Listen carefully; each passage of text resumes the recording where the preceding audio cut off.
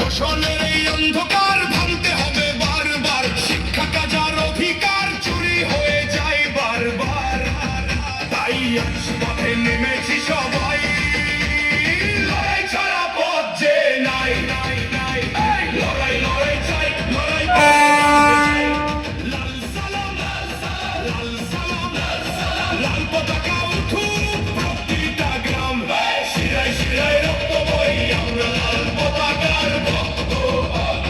সবাই বলো জোরে বলো,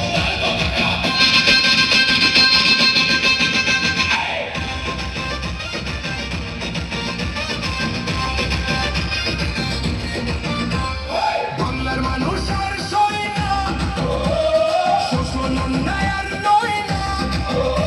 তাই বলছি স্পষ্ট কথা, এবার চাই পরিবর্তন যথা। দিল্লি গিয়ে ভোট না নাও, বাংলার মানুষকে আর ঠকাও না।